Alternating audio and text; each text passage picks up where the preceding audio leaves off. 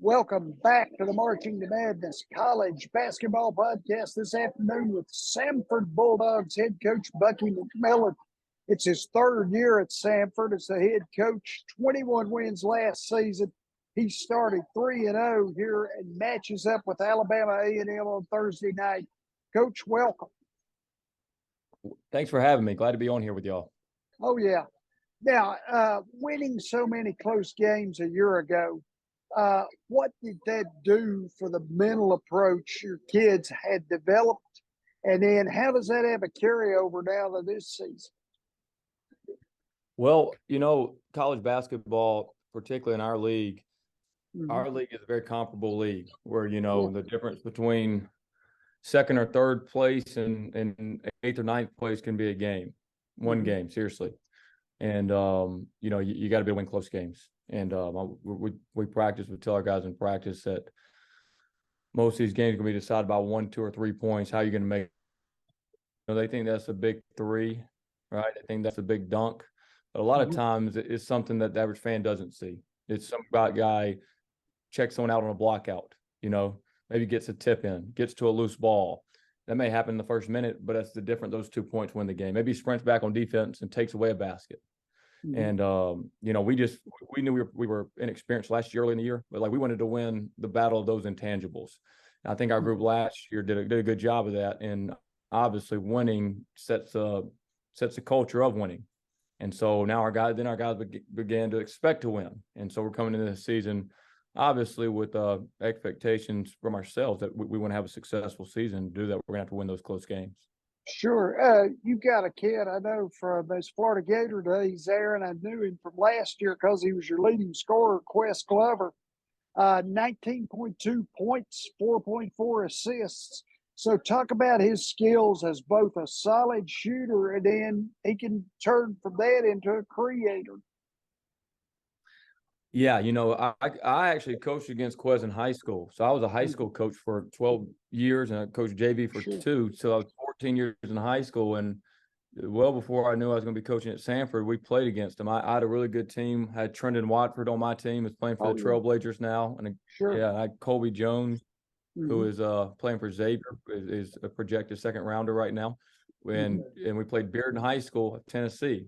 And they had Quez Glover and they had Drew Pember, who went to Tennessee. Now he's having a good career at UNC Asheville. Stephanie was there, who's a Division I player. They had, 3, 4 Division I players, and it was a great basketball game. We won the state championship in Alabama. They won in Tennessee, and we played in Mississippi, and it was a great game. And Quez Glover had 28 points on us.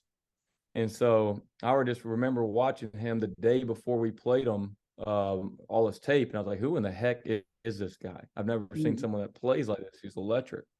And so obviously I kept up with him. And then when he went in the portal, I just told her, we got to get this guy. I'm just telling you, we got to have this guy. He's electric. And, he did the same thing he did to us.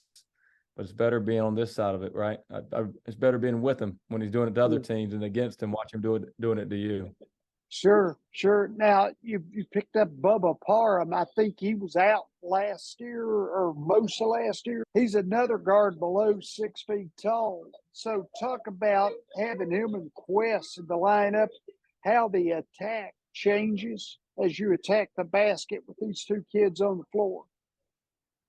Yeah, so the good thing is that they have different games. A lot of times you have guys that are undersized, under 6 feet, and they usually very similar. They're kind of those little jitterbug guards, slasher type. Well, Bubba's more of a Steph Curry type player, He's more of a long range bomber, and then my old school vets on this podcast will appreciate the comparison to Allen Iverson with Quez Glover, because I'm a soul man. So you put Steph and Allen Iverson out there together, they can go well together because they're not just, running into each other with the ball, because one's spacing and one's more of an attacker. And but that's not to negate Bubba's attacking skills as well. But I like our guard play. Quest had some injuries here in the preseason, so I wish we could have had more practice time with them here together. But they'll get better and better playing with each other as we go along. Yeah, I would think the experience they both have would feed into that idea. Yeah, no doubt. It's great when you have experienced guards, and particularly ones that have played against high level teams. Yeah. It's just another day at the office. They're not going to show up and be intimidated by anybody, and that's kind of, in reality, that's kind of what the transfer portal has changed. Sure. A lot of times freshmen, they're going to have to learn that first year. But, a lot of these guys in the portal, they've had experience. And so you're seeing, particularly these at the mid-major level, getting guards and players at all positions that they've seen it. So they're ready to go versus anybody. And you see a lot of these upsets happening right now early in the season. Oh, yeah. Lots. Now you've got Jaden Campbell. He's strong on both the offensive and the defensive end of the floor. Shoots 38.8%, I think, from three. Jaden's a really good player. He Canadian kid, went to high school here in the U.S., went to JUCO, played with Jermaine Marshall down at Florida Southwestern. They do a great job down there at Florida Southwestern, coaching those guys up, ready. And Jaden's just really improved a lot. In 1 year, like, he was great this summer, went on a foreign tour, and he's been great this season. But he's developing different aspects of his game, can really shoot it, can get to the basket. So he's going to have another really good year for us. Yeah, and then you have two players, Cooper Case and AJ Staten McCray. Yeah, so Cooper had double hip surgery. He just kind of got back 3 weeks before the season. He has some issues with it still, but he's getting better and better. He was on a minute restriction in the first couple of games, but it's increasing as we go. AJ Staten McCray had ACL surgery. Went great. He's come back strong and healthy. Now it's just about him getting game experience, because he didn't get to play much at all last year. So now he's just getting back to the feel of, gameplay. But, what separates Cooper is, Cooper played at Loyola, played for a great coach up there. And so he's played in the Sweet 16. And very, very smart player. AJ's great athlete, great defender. His offensive game is good, and it's going to keep getting better as he gets that feel back. Yeah, and Jermaine Marshall and Logan Dye, now they have size, they have scoring ability and rebounding ability. Yeah, Logan Dye is a senior. Him and Bubba are the only two that don't have any eligibility left after this season. So, we have experience. Logan has the most at Samford. He's been here a while. He's got a lot better. He was a force in the SoCon last year as a preseason all-conference pick. So he's having a good year and will continue. Jermaine Marshall, another guy, he's from Birmingham. I've known Jermaine back when he was a JV basketball player. So I've known him a long time. And, he is just the heart and soul of a lot of things we do. He just plays so hard all the time. And, he was right up there to lead the league in double-doubles last year, and he had to miss 5 or 6 games with injury. So preseason all-conference player as well. So, we may or we may not have the best player in the league. That's debatable. Someone could say we do. Someone could say we don't. Someone may say someone may differ on who the best player on our team is. Yeah. But I do know this. We have, 10 to 12 guys that I'm very comfortable putting in a basketball game. So I like our depth, that's for sure. Yeah, I was just going to mention the depth and how it will become such a key for you this season. Yeah, we like to get up and down, and we've played up and down, but up to this point we haven't had the depth, with 3 recruiting classes, or really I would say 2 recruiting classes now, because the first one in COVID I kind of got hired late, but 2.5 recruiting classes, but we have the depth to play the way that I would like for us to be able to play, which is, a full court game and get up and down and play attacking basketball. To do that, it's hard to do it with 7 players. But these guys, we just got experience. I like our group a lot, I'm not saying we won't, have our ups and downs like every team, but I think they have the maturity and the depth just to stay the course. Yeah, I know you like to play the up-tempo style. So talk about your philosophy on how you do that, and what are some of the skills your kids have to be successful. I'm sure ball handlers and shooting, and an idea to attack, the basket problem. Yeah, well, I think the first skill you got to have if you're going to play fast, you got to be able to play hard, right? Mm, And I mean, that's a given in most systems. No, I mean, no one's going to be a good team that doesn't play very hard, but particularly if you're going to challenge people in the full court, it really shows up if you're not giving 100%. mm-hmm, So you want to be able to do that. And then to play really fast, you're going to have to make quick decisions and you're going to have to be unselfish.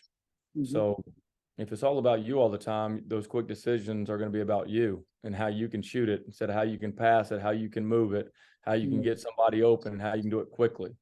You know, you've all seen those teams that will play where that ball gets to somebody, just sticks a lot, you know, and that's hard to play fast when the ball sticks. So, you know, and I'm not saying that sometimes last year we were in spots where we needed to be a player dominant because of our lack of depth. But, you know, this year we don't need to be necessarily that way. That ball needs to move. We need to get down the floor, and it doesn't need to stick. And so, you know, you got to play hard. You got to play unselfish. And then, obviously, to play fast, you got to have depth, and guys are going to play with confidence.